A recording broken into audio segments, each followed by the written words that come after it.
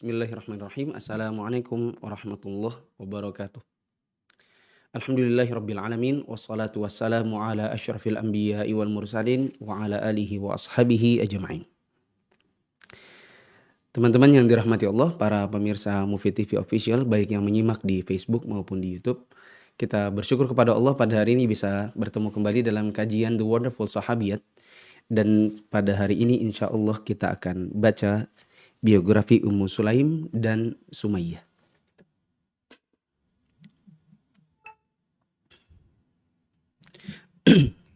Silakan teman-teman membuka biografi ke-23.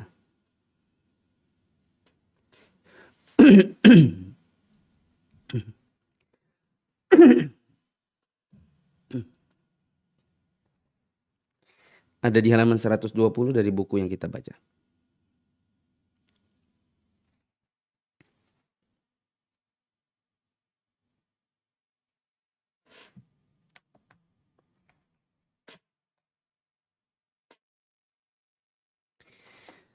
Ummu Sulaim binti Milhan radhiyallahu anhuma. Kalau di sini radhiyallahu anha, tapi seingat saya bapaknya termasuk sahabat Nabi sebagaimana saudara-saudara dari Ummu Sulaim ini. Kita sempat baca Ummu siapa ya kemarin? Ummu Haram binti Milhan di halaman 97. Ini adalah saudarinya Ummu Sulaim.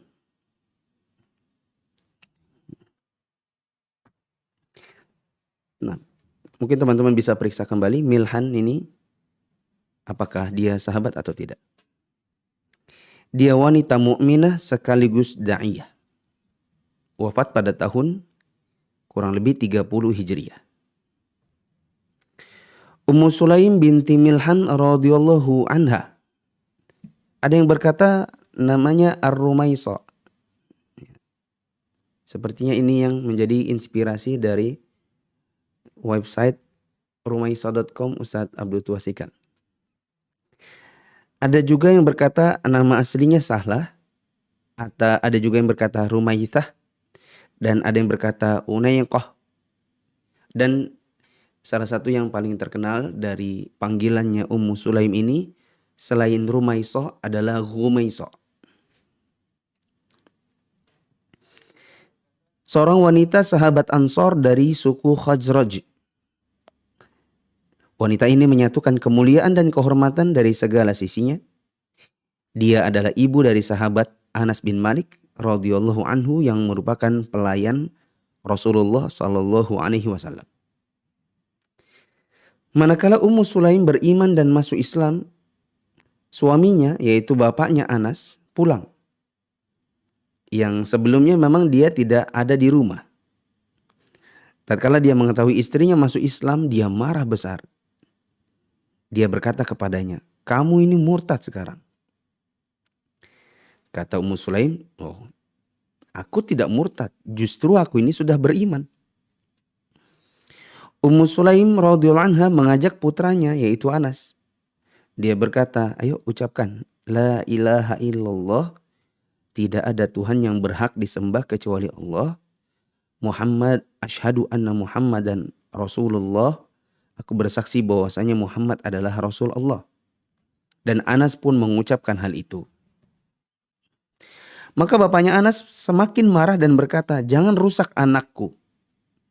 Maka Ummu Sulaim berkata, "Aku tidak merusaknya." Maka Malik, bapaknya Anas ini pergi dalam keadaan marah. Namun nasibnya naas, dia bertemu dengan musuh dan mati di tangannya. Ummu Sulaim berkata, "Aku tidak akan menyapi Anas sampai dia sendiri yang menolaknya. Aku juga tidak akan menikah sampai dia memintaku." Abu Talha Al-Ansari yang saat itu masih musyrik melamarnya. Karena suaminya Ummu Sulaim ini mati. Dan Ummu Sulaim pun menolaknya. Karena Abu Talha ini masih musyrik. Sedangkan Ummu Sulaim sudah beriman. Pada suatu hari Ummu Sulaim berkata kepada Abu Talha, bagaimana menurutmu sebuah batu yang kamu sembah sementara dia tidak mendatangkan manfaat atau mudarat? Atau sebongkah kayu yang dibuat oleh tukang kayu lalu kamu menyembahnya, apakah dia bisa memberi manfaat dan menimpakan mudarat kepadamu? Ya, maksudnya kan orang-orang musyrik itu menyembah batu dan kayu. Berhala-berhala yang dibuat sendiri. Bagaimana bisa ada batu dan kayu dipahat sendiri disembah? Ya. Padahal itu buatan tukang kayu atau tukang batu. Kata-kata Ummu Sulaim ini mengena dalam hati Abu Talhah. Dia menemuinya dan berkata terus terang, apa yang kamu ucapkan itu mengena di hatiku. Akhirnya Abu Talhah pun beriman. Maka Ummu Sulaim radhiyallahu anha berkata, kalau begitu aku akan menerimamu sebagai suamiku dan tidak perlu mahar kecuali sekedar keislamanmu. Kamu masuk Islam, itu sudah cukup. Gak perlu harta. Abu Talha berkata, siapa yang bisa membimbingku? Ummu Sulaim menjawab, Nabi SAW. Maka Abu Talha menemui Nabi SAW dan Nabi saat melihat kedatangannya berkata, Ja'akum Abu Talhata ghurratal islami baina ainai. Abu Talha datang kepada kalian dan cahaya Islam terlihat di antara kedua matanya. Rasulullah SAW memiliki kedudukan khusus di sisinya Ummu Sulaim radhiyallahu anha. Dia sering menanyakan keadaan Nabi dan memberi beliau hadiah berupa makanan dari satu waktu ke waktu yang lain. Anas radhiyallahu anhu menceritakan bahwa Nabi SAW mengunjungi Ummu Sulaim. Maka Ummu Sulaim menjamu beliau dengan makanan yang dia buat sendiri untuk beliau. Anas berkata, aku punya adik berkunyah Abu Umair. Suatu hari Nabi SAW mengunjungi kami. Beliau melihat adikku itu diam, maka Nabi SAW bertanya, Mama, mengapa aku melihat Abu Umair itu sedih? Ummu Sulaim radhiyallahu anha menjawab, burung kecil mainannya mati. Ya. Yang sering kita dengar ceritanya, burung kecilnya itu terbang. Maka Rasulullah SAW mengusap kepalanya lalu berkata, wahai Abu Umair, ya, kenapa burung kecilmu? Ya Aba Umair, ma fa'alan nughair. Di antara kedudukan Rasulullah SAW yang tinggi di sisi Ummu Sulaim adalah bahwa saat Nabi SAW mencukur kepalanya di Mina, Abu Talhah mengambil setengah rambut beliau lalu menyerahkannya kepada Ummu Sulaim, lalu Ummu Sulaim menyimpannya dalam saku jubah. Ya. Ummu Sulaim berkata, Rasulullah SAW pernah istirahat siang di atas rumahku, di atas tikar kulit. Beliau banyak berkeringat. Maka aku mengumpulkannya pada sebuah botol. Nabi SAW bertanya saat bangun, apa yang kamu lakukan? Ya, buat apa itu keringat-keringat? Maka aku mengatakan, aku campur minyak wangiku dengan keringatmu. Nabi SAW memuliakan dan menghargai Ummu Sulaim radhiyallahu anha. Beliau sering mengunjunginya. Dari Anas radhiyallahu anhu, dia berkata, An-Nabiya sallallahu alaihi wasallam dakhala ala Ummu Sulaim fa'atathu bisamnin wa tamrin. Faqala inni sha'im. Nabi pernah mengunjungi Ummu Sulaim, maka Ummu Sulaim menyuguhkan samin dan kurma. Nabi SAW bersabda, aku berpuasa. Tsumma qama fa shalla wa da'a li Ummi Sulaimin wa ahli baitiha. Nabi SAW bangkit sholat dan mendoakan untuk Ummu Sulaim dan keluarganya. Faqalat, maka Ummu Sulaim berkata, innali khuwaisah. Aku punya permintaan khusus. Mahia? Nabi tanya, apa permintaan khususnya? Khususmu itu. Maka Ummu Sulaim mengatakan, khadimuka Anas. Fama taraka khaira akhiratin wala dunya illa da'ali bihi. Ummu Sulaim berkata, aku ingin engkau mendoakan pelayanmu Anas, yaitu anaknya Ummu Sulaim sendiri. Ya. Maka Nabi SAW tidak meninggalkan kebaikan dunia dan akhirat sedikit pun, kecuali beliau mendoakannya untukku, kata Anas. Ya, famataraka khaira akhiratin wala dunya illa da'ali bihi.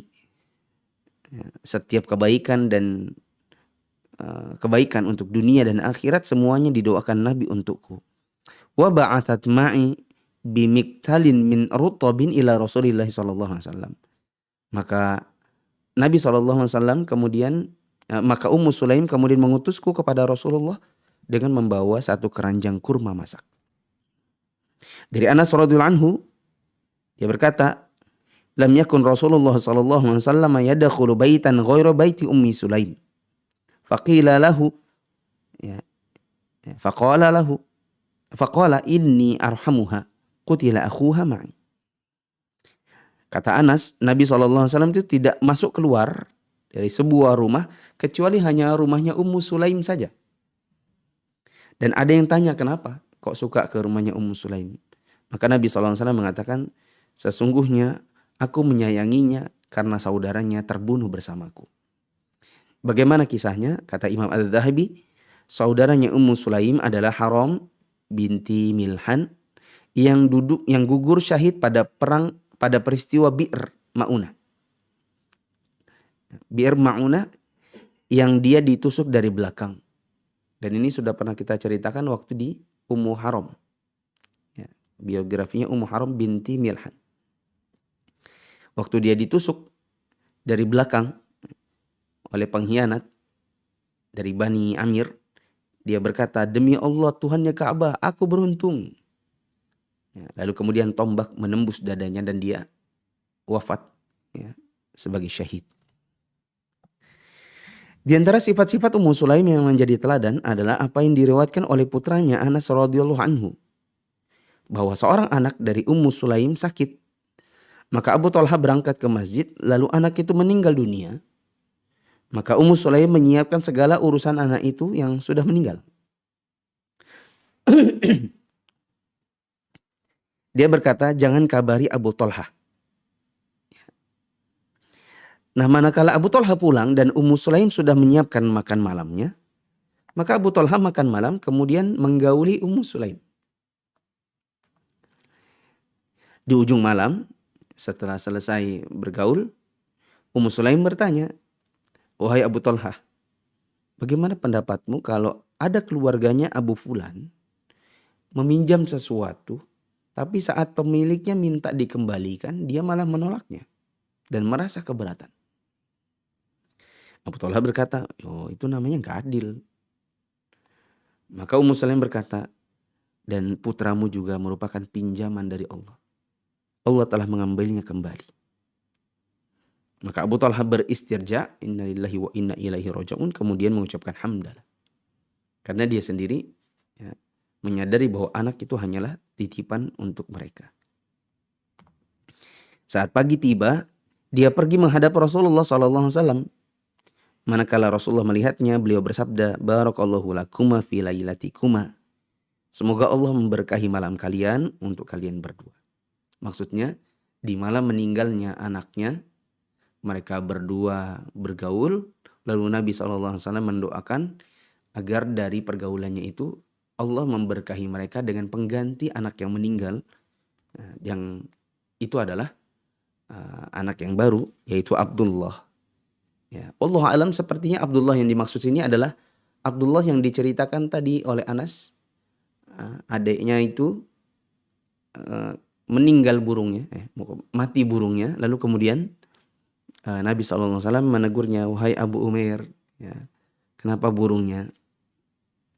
Nah, karena adiknya Anas itu yang mati burungnya itu bernama Abdullah. Akhirnya Ummu Sulaim mengandung Abdullah bin Abu Talha. Ini yang tadi. Dia melahirkannya malam hari.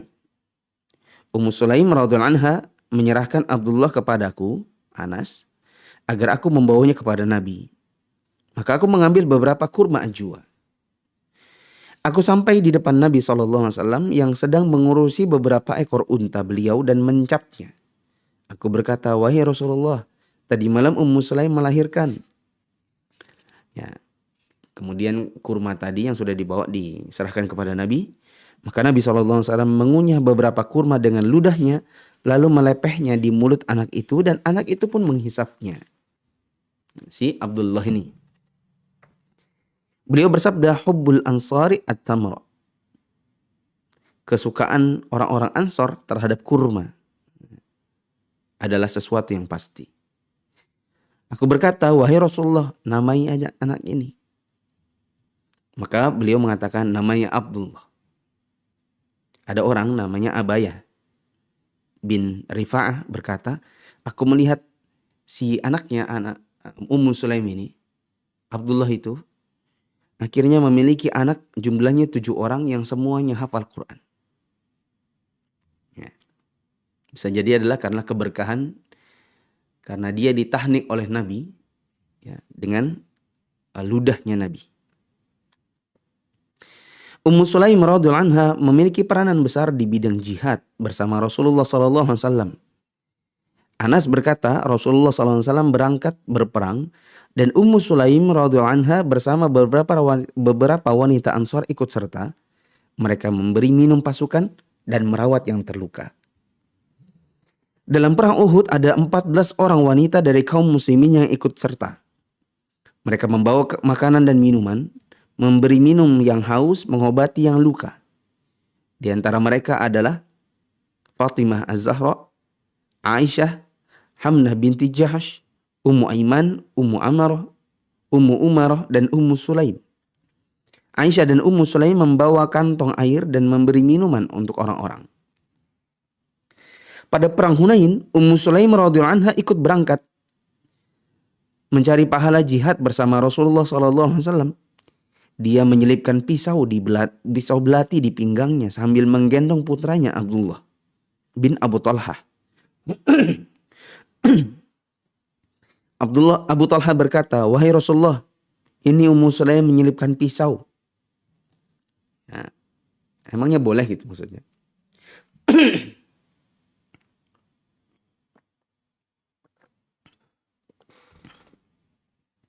Maka Ummu Sulaim menjawab, wahai Rasulullah, ini pisau ini maksudnya bila ada orang musyrik mendekat kepadaku, aku akan robek perutnya. Ummu Sulaim mendapatkan kabar gembira dari Nabi SAW bahwa dia akan masuk surga. Dan Anas radhiyallahu anhu berkata, Nabi SAW bersabda, dakhaltul jannata fasami'tu khusyafatan baina yadayya. Fa'idha ana bil Ghumaisa binti Milhan. Aku masuk surga dan aku mendengar bunyi derap langkah kaki di depanku. Dan ternyata itu adalah Ghumaisa binti Milhan. Yang Ghumaisa ini maksudnya adalah Ummu Sulaim. Ya. Semoga Allah merahmati Al-Ghumaisa dan meridhai Ummu Sulaim binti Milhan radhiyallahu anha yang berserah diri kepada hukum Rasulullah yang tercinta dan menusuk dengan belati pada peperangan.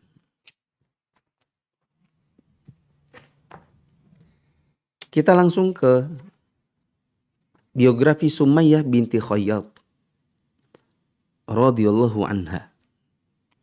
Dijuluki sebagai syahidah pertama dalam Islam. Sumayyah binti Khayyat radhiyallahu anha adalah salah seorang wanita sahabat angkatan Islam yang pertama, yang iman telah masuk ke dalam hati mereka, dan wanita pertama yang memperlihatkan keislamannya, orang ketujuh dalam Islam, yang menunjukkan kepada orang-orang kafir bahwa dia telah masuk Islam. Suaminya adalah Yasir bin Amir, yang datang ke Mekah bersama saudaranya yaitu Al-Harith dan Malik dari Yaman untuk mencari saudara mereka. Dua saudaranya memutuskan pulang ke Yaman, sementara Yasir memilih tetap di Mekah. Dia bersekutu dengan Abu Hudzaifah ibn Mughirah bin Abdullah bin Umar bin Makhzum, dan Sumayyah adalah hamba sahaya milik Abu Hudzaifah ini. Abu Hudzaifah kemudian menikahkan Sumayyah dengan Yasir. dan akhirnya melahirkan Ammar bin Yasir. Lalu Abu Hudzaifah memerdekakannya. Abu Hudzaifah meninggal dunia. Manakala Islam datang, Ammar, kedua orang tuanya dan saudaranya yaitu Abdullah masuk Islam sesudah Yasir meninggal. Dan sesudah Yasir meninggal, Sumayyah menikah dengan Yasir al-Azraq ar-Rumi, yaitu budaknya Al-Harith bin Kaladah al-Thaqafi. Dia adalah sahabat dan dia adalah bapak dari Salamah bin al-Azraq. Sumayyah radhiyallahu anha termasuk ke dalam keluarga yang dipakaikan baju besi di bawah terik matahari oleh kaum musyrikin. Nah, disiksa. Perjalanan siksa mulai menerpa Sumayyah, suami dan anaknya. Kaum musyrikin membawa mereka ke padang pasir saat panas mulai terik. Mereka ingin keluarga ini murtad dari Islam, tetapi keluarga yang sabar ini semakin bertambah teguh iman dan Islamnya hingga Yasir meninggal dunia di bawah tekanan siksa.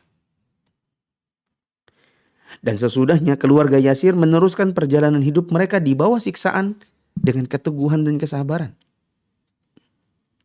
Sumayyah radhiyallahu anha menghadapi dan menentang Bani Al-Mughirah bin Abdullah bin Makhzum.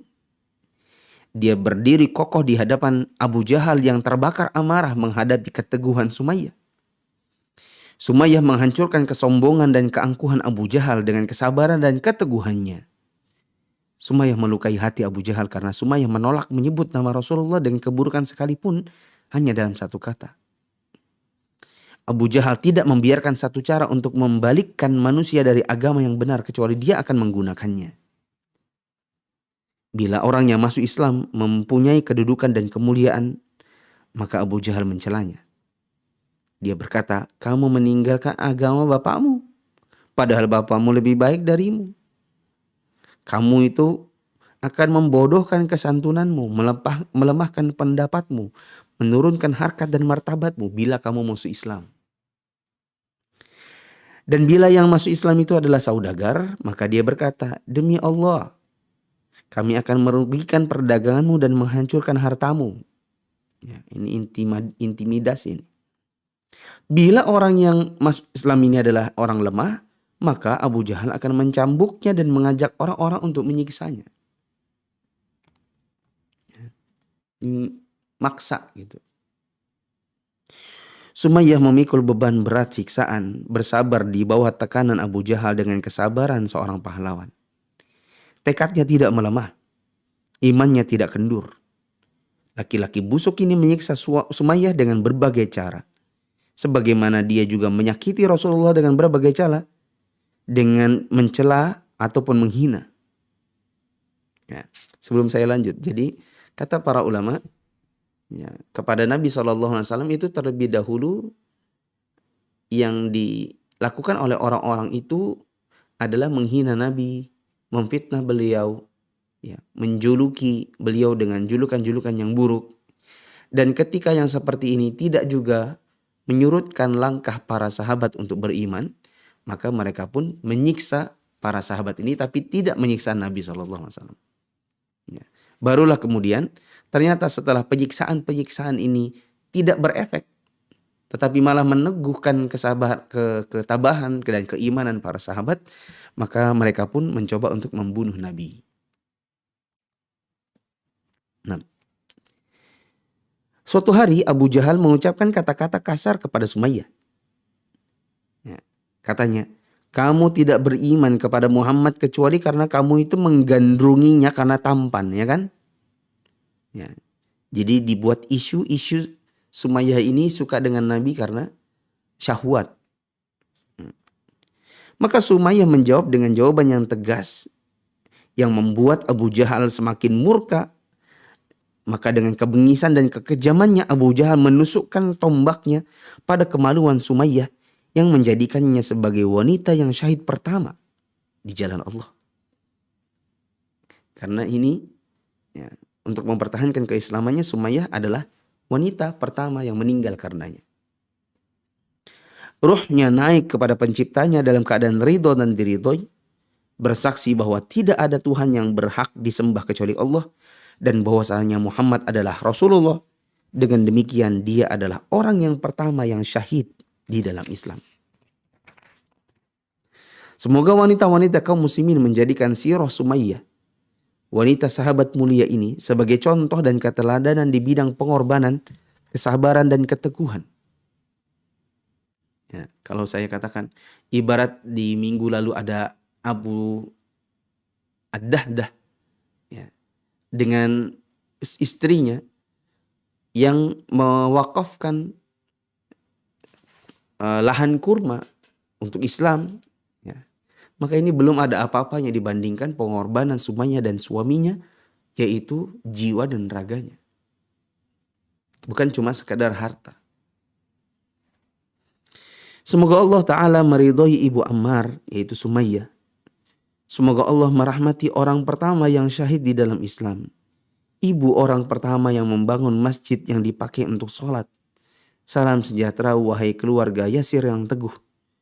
Hanya Allah tempat meminta. Semoga dia berkenan membalas mereka atas kesabaran dan jihad mereka. Dengan surga yang luasnya seluas langit dan bumi. Yang diciptakan bagi orang-orang yang bertakwa. Dan hal itu tidaklah sulit bagi Allah. Demikian teman-teman yang dirahmati Allah. Sedikit kisah tentang Ummu Sulaim dan Sumayyah binti Khayyat. Dan insya Allah kita akan membahas fawaid yang mungkin kita bisa ambil dari dua kisah ini setelah jeda berikut ini.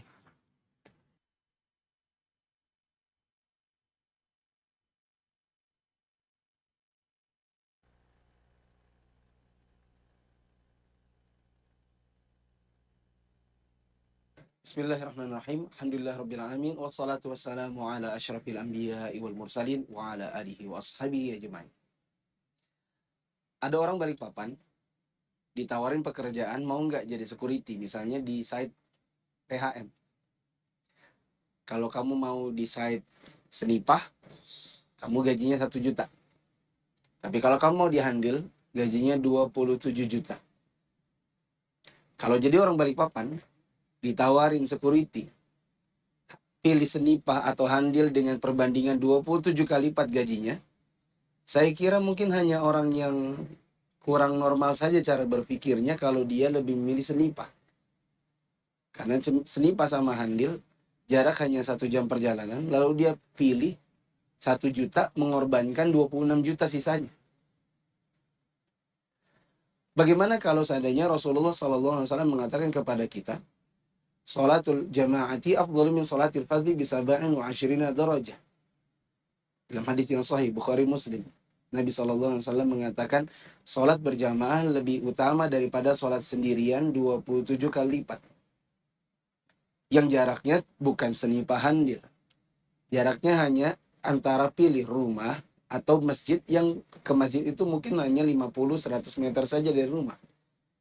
Di mana pahalanya Allah berikan hanya 1 bagi yang sholat di rumah, 27 kali lipat bila di masjid.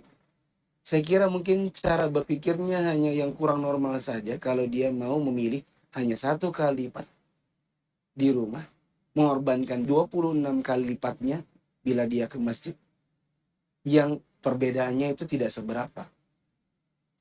Bila seandainya seseorang lebih akan memilih, meskipun lebih jauh 1 jam perjalanan dengan menggunakan mobil demi mengejar 27 juta, mengorbankan yang cuma 1 juta, saya kira begitu juga seharusnya cara berpikir seseorang manakala dia mendapatkan pilihan apakah mau pahala 1 atau 27 kali lipat yang jaraknya hanya sekitar 50-100 meter saja selisih. Marilah memakmurkan masjid dan mendatangi pahala yang Allah berikan bagi siapapun yang mau salat berjamaah sebanyak 27 kali lipat. Karena saya yakin pasti Anda akan memilih yang 27 kali lipat ketimbang hanya yang 1 bila dikerjakannya di kamar.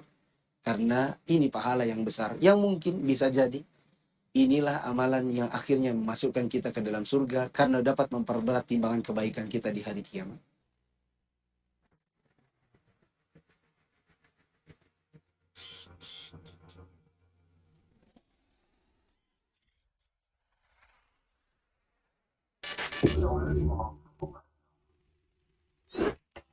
Siapa yang tidak mengkafirkan orang kafir, tidak mengkafirkan orang musyrik, ragu terhadap kekafiran mereka, atau membenarkan pemikiran dan ajaran mereka, maka orang itu juga kafir secara ijma. Orang yang mengatakan bahwa ada Tuhan selain Allah, maka dia kafir. Orang yang mengatakan bahwasanya Allah punya anak, dia juga kafir. Orang yang mengkafirkan para sahabat, maka dia kafir. Orang yang mengkafirkan istri-istri Nabi, maka dia kafir. Orang yang mengatakan bahwa ada Nabi lagi setelah Nabi Muhammad, maka dia kafir. Bagaimana kalau ada orang hidup di dimensi waktu dan tempat di mana Islam itu datang, diajarkan di sana, ilmunya berkembang, dakwahnya maju, lalu kemudian tidak mengkafirkan yang kafir-kafir ini? Jawabannya, dia bisa jatuh ke dalam kekafiran juga. Para ulama kita mengatakan, man lam yukaffiril musyrikin, au syakka fi kufrihim, au sahhaha madhhabahum, kafara ijma'an. Siapa yang tidak mengkafirkan orang kafir, tidak mengkafirkan orang musyrik, ragu terhadap kekafiran mereka, atau membenarkan pemikiran dan ajaran mereka, maka orang itu juga kafir secara ijma'.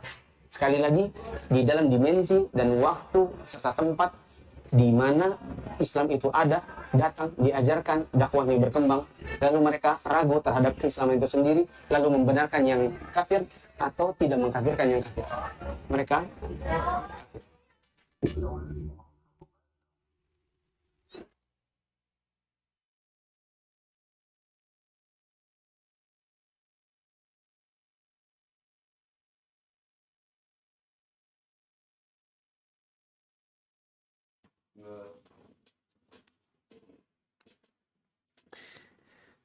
Teman-teman yang dirahmati Allah yang menyimak kajian The Word of Sahabiyat, kita akan bahas beberapa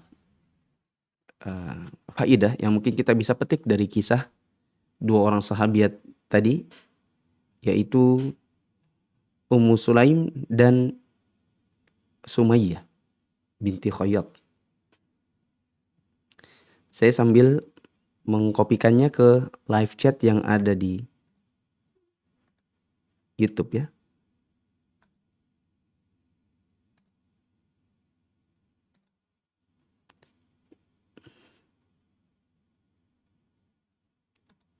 Ini yang di YouTube dan ini yang di Facebook.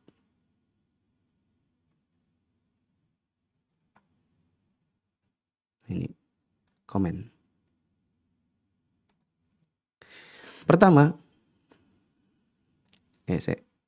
ini harusnya komen pakai ini. Pertama, bahwa orang musyrik sejatinya tidak menyembah sesuatu. Salah tulis.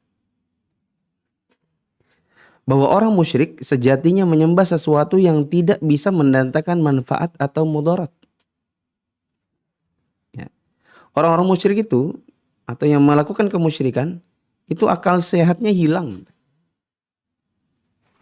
Coba ada orang bikin jimat, itu jimat dia yang rakit loh. Seperti misalnya jimatnya keris, itu buatan siapa coba? Ada orang punya jimat berupa untalan-untalan kayu gitu. Dicampur dengan misalnya rambut. Lalu dianggap ini bisa mendatangkan manfaat dan menolak mudarat. Itu akal sehatnya hilang orang seperti itu. Kenapa? Karena mereka meminta manfaat dan menolak mudarat menggunakan sesuatu yang mereka rangkai sendiri atau mereka buat sendiri. Sama halnya dengan Abu Talhah yang ketika masih musyrik diajak bicara oleh Ummu Sulaim. Dia mengatakan, kenapa kalian itu menyembah batu dan menyembah kayu yang dibuat oleh tukang kayu? Dan itu menghujam di hatinya Abu Talhah. Maka kita katakan kepada orang-orang yang berbuat musyrik, ya kurang lebih seperti itu teman-teman. Kita kalau berbuat syirik itu hilang akal sehat. Ya, ada orang kalau di zaman sekarang, entah ya kalau di daerah lain, di Balikpapan ini masih banyak juga orang-orang yang suka menggantungkan botol di pintu rumah. Katanya ini bisa menolak mudarat. Halo, di mana akal sehat kita? Itu botol-botol buatan manusia yang gantung kita. Kalau kita pecahkan itu botol, nggak bisa apa-apa. Lalu kita meminta perlindungan dan menghilangkan mudarat dengan menggunakan botol seperti itu. Ya, sesuatu yang tidak masuk akal. Ya, dengan akal sehat. Ini seperti kisahnya bapaknya siapa? Amr bin Jamuh. Ya. Bapaknya Mu'adz bin Amr. Di mana bapaknya nih si bapaknya ini si Amr bin Jamuh ini punya patung Manat yang dibikin lalu kemudian disembah di rumahnya. Lalu Mu'adz bin Amr anaknya ini kerjasama sama Mu'adz bin Jabal untuk memindahkan patung bapaknya ini ke parit atau ke tempat kotor. Bahkan dikasih lagi. Bapaknya ini ketika menemukannya tuh kaget. Malah sempat dicucinya lalu dikasih pedang. Ya. Lalu diangkut kembali oleh dua Mu'adz ini ke parit. Lalu kemudian ya dikasih kotoran-kotoran. Dan ketika Amr bin Jamuh menemukan lagi di parit, maka mereka mengatakan, ayah coba lihat. Sejujurnya kemarin kami yang ngangkat. Kami kasih kotoran, engkau kasih pedang. Ya, dia bela diri nggak bisa, menghilangkan mudarat untuk dirinya juga nggak bisa. Bagaimana mungkin kita menyembah yang seperti ini?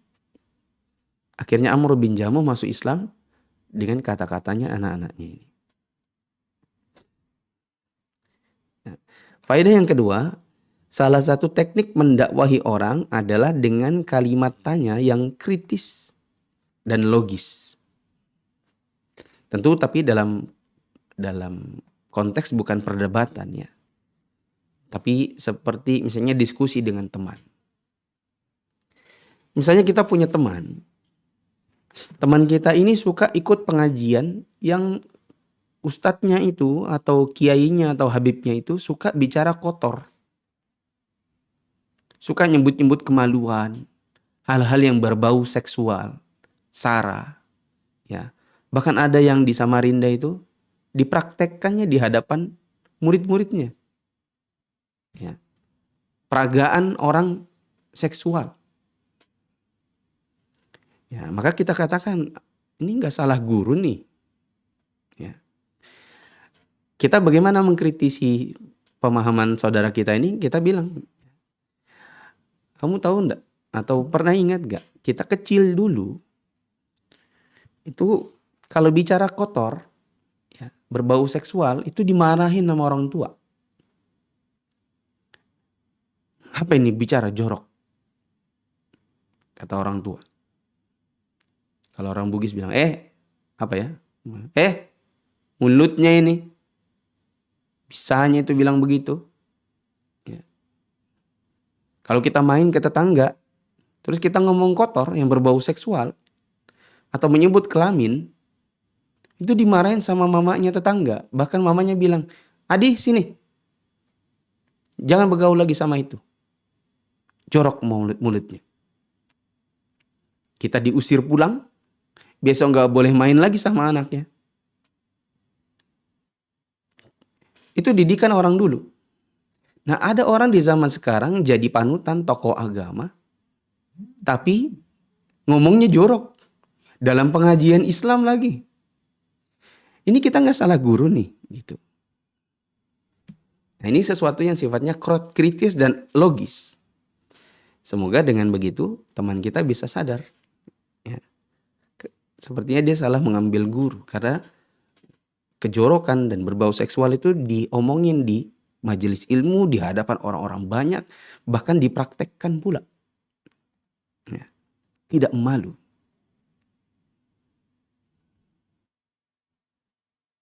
Maka kita katakan, sini. Gak usah berguru sama situ. Nanti kamu jadi jorok mulutmu. Kita kayak mamanya tetangga. Gak usah kamu belajar di situ.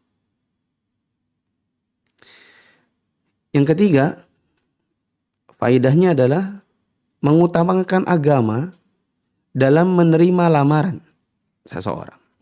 Kita lihat bagaimana Ummu Sulaim ketika akan dipinang atau ketika dipinang oleh Abu Talha, dia menolak, sorry, ya, kamu musyrik, saya beriman, ya, dan saya nggak mungkin menikah dengan kamu. Kamu menyembah berhala. Bagaimana kamu bisa menyembah patung yang dibuat oleh tukang kayu? Ya, setelah Abu Talha ini sadar, kemudian dia datang kepada Ummu Sulaim, lalu Ummu Sulaim bilang, kamu datang kepada Nabi, nanti dibimbing. Dan cukup kamu masuk Islam, itu dijadikan sebagai alasan untuk saya menerima lamaranmu menjadi istrimu. Yang keempat, memuliakan Nabi di dalam hati. Kita lihat bagaimana Ummu Sulaim itu sangat memuliakan Nabi.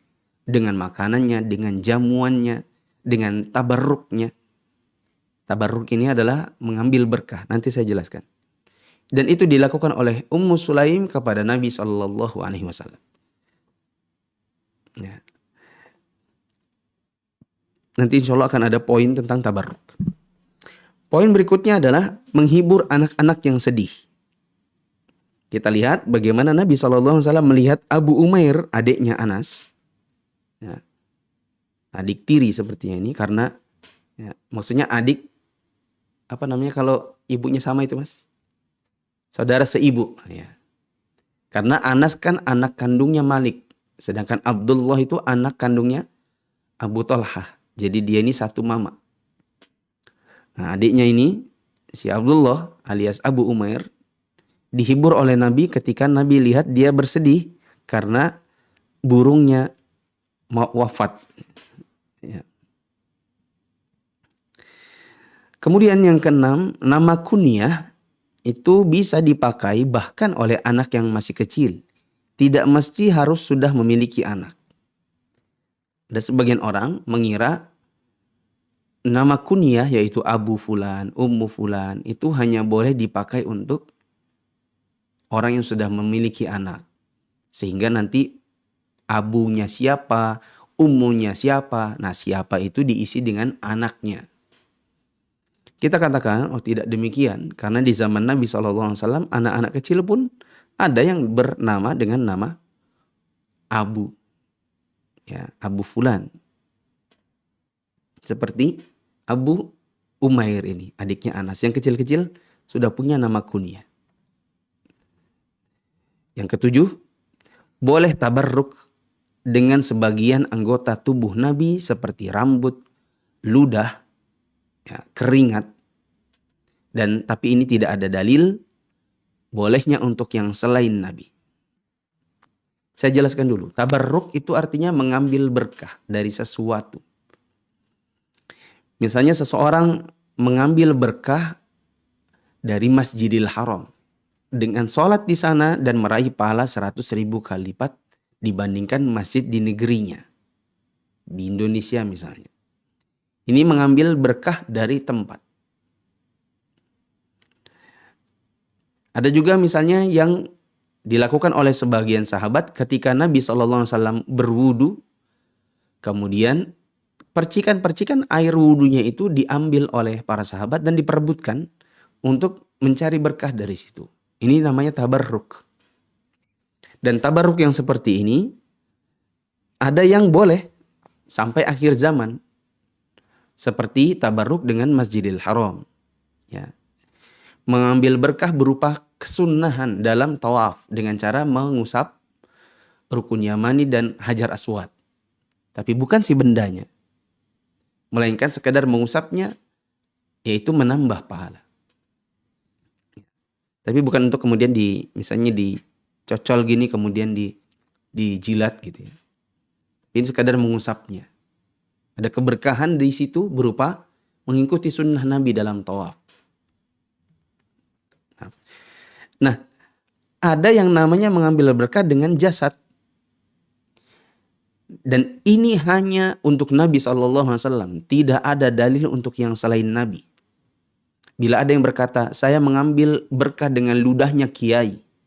Kita katakan, kiai Anda tidak lebih baik daripada Abu Bakar. Dan tidak ada seorang sahabat pun yang mengambil ludah Abu Bakar sebagai berkah. Mereka hanya mengambilnya dari Nabi SAW. Sebagaimana yang dilakukan oleh Ummu Sulaim. Dan Ummu Sulaim ini mengumpulkan tiga-tiganya. Pertama, rambut. Ya tidak. Waktu Nabi SAW cukur rambut di Mina, maka suaminya Ummu Sulaim yaitu Abu Talhah ngumpulin rambutnya Nabi lalu diberikan kepada Ummu Sulaim. Jadi rambut dapat. Kemudian waktu Ummu Sulaim mempersilahkan Nabi tidur di rumahnya Ummu Sulaim di atas tikar kulit. Ya, di siang hari kemudian Nabi berkeringat, maka keringatnya dikumpulin oleh Ummu Sulaim dicampur dengan minyak wangi. Maka keringatnya Nabi SAW. Begitu juga ludah, yaitu setelah Ummu Sulaim melahirkan anak, kemudian anaknya yaitu Abdullah dibawa oleh Anas, ya, kakak seibunya ini, untuk ditahnik oleh Nabi. Ya, dikunyahi kurma lalu dilepeh ke mulutnya. Ya. Apa yang diinginkan dari situ? Kurmanya? Bukan. Apa yang diinginkan? Ludahnya Nabi. Nah, rambut, keringat, ludah ini tidak ada yang melakukan tabarruk itu kecuali para sahabat kepada Nabi saja. Adapun kepada Abu Bakar, kepada Umar tidak ada. Kita katakan orang-orang terbaik di muka bumi ini setelah Nabi SAW dan para anbiya adalah para sahabat Nabi. Yaitu Abu Bakar nomor 1, Umar nomor 2, lalu Utsman, lalu Ali.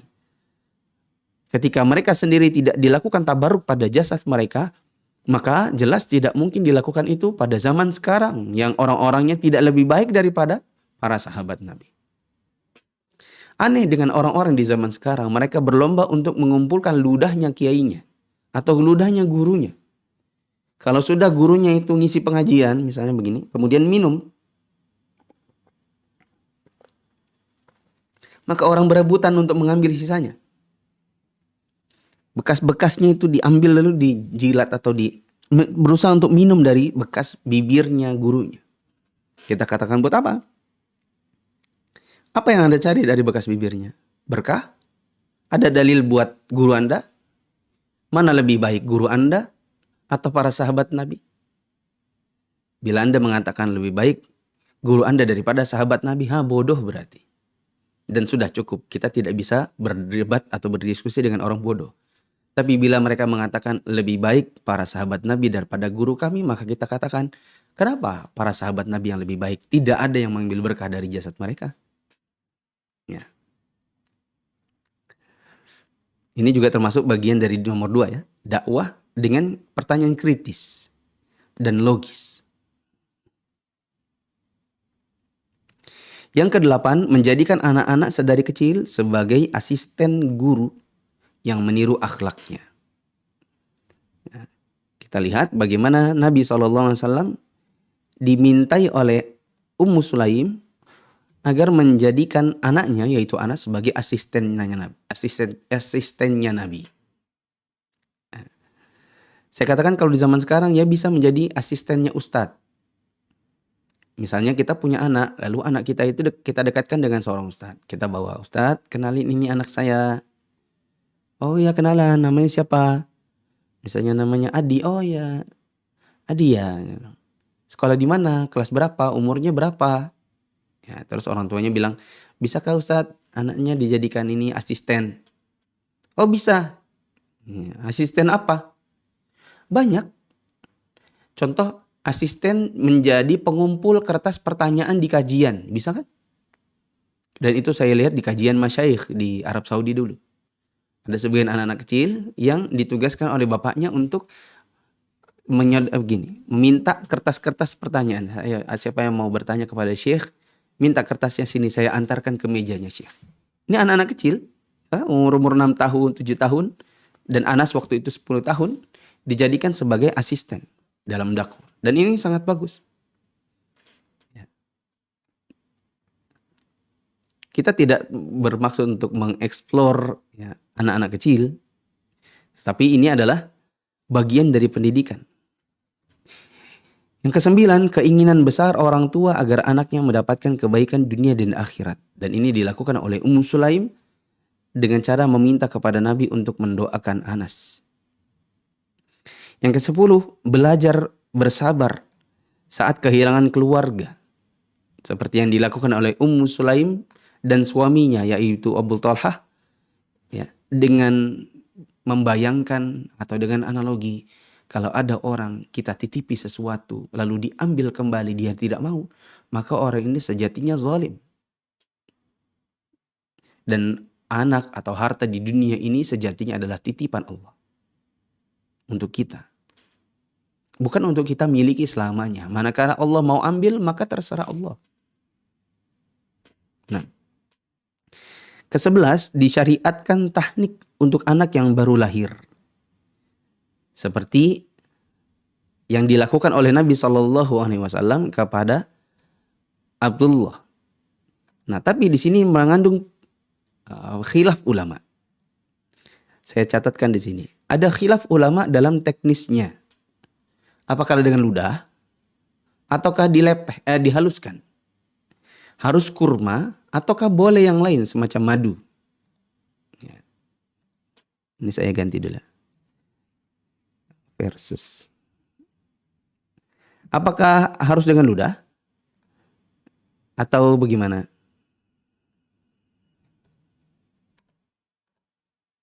Ups. Sebentar saya edit dulu sedikit.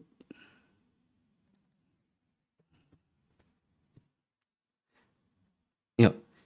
Ini harus dengan ludah ataukah boleh dengan misalnya diulek? Saya lebih condong pendapat ulama yang mengatakan yang diinginkan dari Nabi SAW mengunyahkan itu adalah ludahnya Nabi. Karena ludahnya Nabi itu berkah. Adapun ludahnya orang di zaman sekarang, apalagi kalau bapaknya perokok, isinya kuman penyakit. Apalagi di zaman sekarang juga ada namanya virus corona yang tertular lewat menular lewat droplet. Ya. Kita khawatir nanti ya misalnya dibawa ke seorang ustadznya lagi sakit, ya. Nanti bisa menular ke anak. Apakah ada cara yang lain? Jawabannya ada. Bisa dengan cara dia haluskan, misalnya ditumbuk atau diulek. Misalnya kurmanya dihaluskan, dikasih air dulu. Tapi haruskah dengan kurma? Jawabannya juga tidak harus, insya Allah. Bisa dengan menggunakan madu. Tapi kalau ada kurma ajwa, kurmanya Nabi yang asli ya, yang asli. Karena ada juga ajwa tapi bukan ajwa, cuma mirip bentuknya. Maka sebaiknya dengan ajwa. Karena itulah yang dilakukan oleh Nabi kepada anaknya Ummu Sulaim. Ke-12, peran sertanya wanita dalam berjihad. Seperti yang dilakukan oleh 14 wanita Ansor. Di antara mereka adalah Aisyah, Fatimah. Ya, ada juga Hamnah binti Jahsh. Ada Ummu Aiman. Dan ada juga Ummu Sulaim. Ya, ini wanita-wanita terhormat di zaman Nabi. Mereka ikut dalam jihad. Tapi sebatas untuk menyiapkan minum, konsumsi, dan juga seksi kesehatan, yaitu mengobati yang terluka. Ya. Tetapi boleh, sebagaimana perbuatan Ummu Sulaim, untuk menyematkan senjata bila khawatirnya didatangi atau diperangi oleh orang-orang kafir, ya, maka ini digunakan dalam rangka membela diri. Yang terakhir, kita belajar pengorbanan jiwa dan raga untuk agama, sebagaimana yang dilakukan oleh Sumayyah. Begitu juga keluarganya.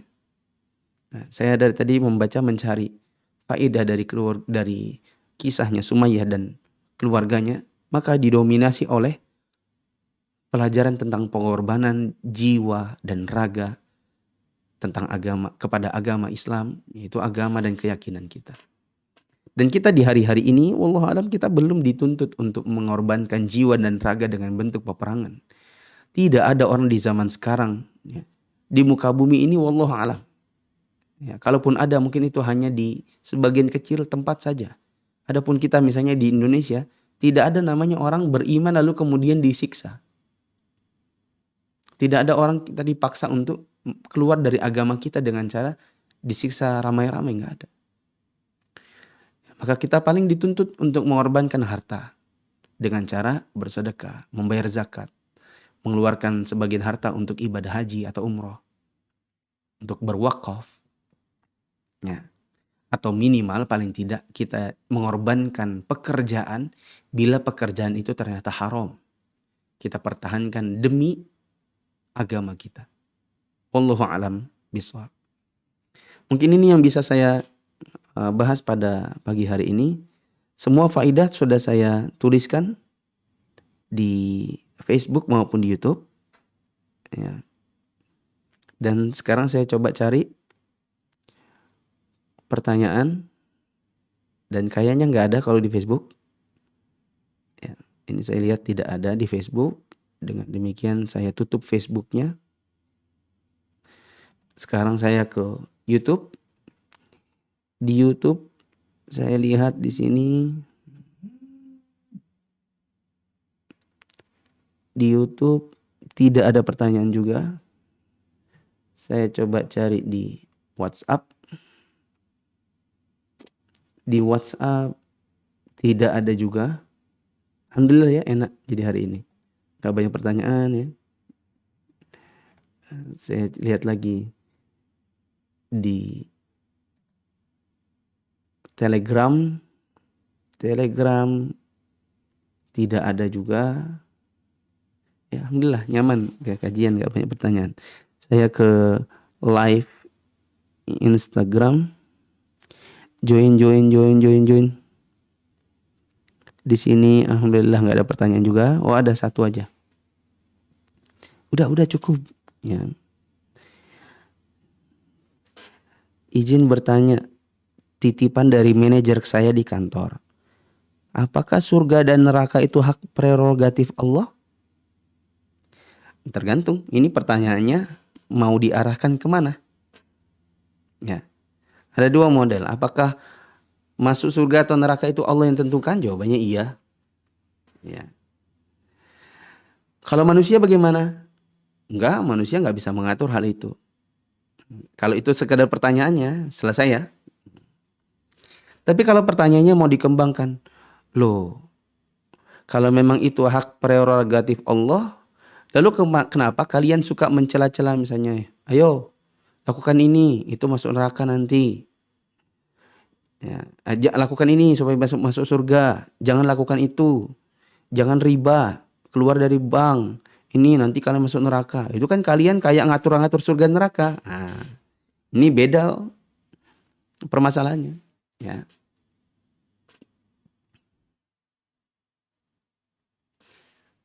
Merah. Oke, teman-teman yang dirahmati Allah, mungkin ini dulu. Saya ada keperluan. Bapak saya kebetulan masuk rumah sakit. Dan itu tadi dikode untuk menyiapkan obat. Mungkin ini dulu. Subhanakallahumma bihamdika asyhadu an la ilaha illa anta astaghfiruka wa atubu ilaik. Wassalamualaikum warahmatullahi wabarakatuh.